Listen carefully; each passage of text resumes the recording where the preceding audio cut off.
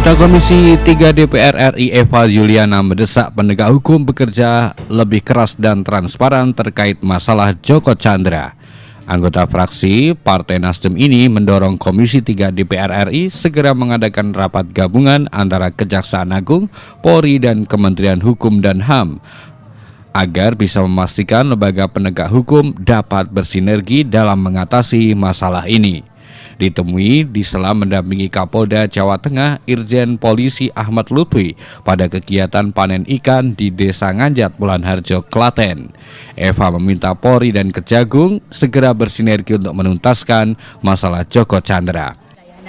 Joko Chandra memang ini menjadi persoalan nasional, menjadi persoalan besar kita. Pada saat itu saya juga sudah menegur kita, anggota Komisi 3, kita menegur Dirjen Imigrasi yang tentu ini tidak hanya soal sistem yang ada di keimigrasian, namun ini tentu kesalahan atau sesuatu yang lebih kompleks yang harus diurai bersama. Saya mengapresiasi langkah yang sudah Pak Kapolri lakukan, yakni bagaimana membereskan segala persoalan secara internal, yang itu prosesnya ada di divisi Propam, dan kemudian yang kawan-kawan juga lihat prosesnya seperti apa. Nah, saya menghargai itu.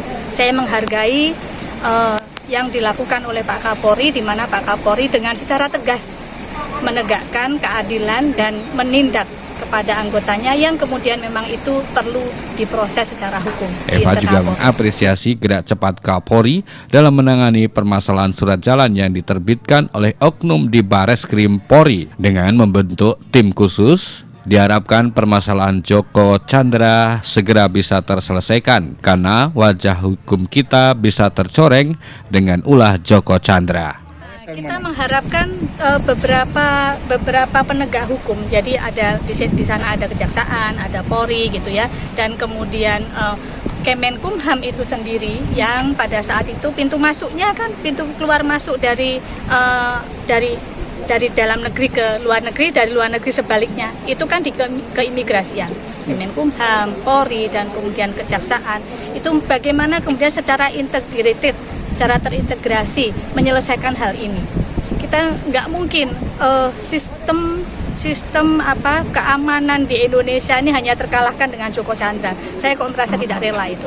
Nah, saya sebagai wakil rakyat anggota Komisi 3, saya berharap sekali lagi melalui media ini, saya berharap kepada semua penegak hukum yang ada di Indonesia, kemudian Kemenkumham, mari bersama segera ini diatasi dengan baik.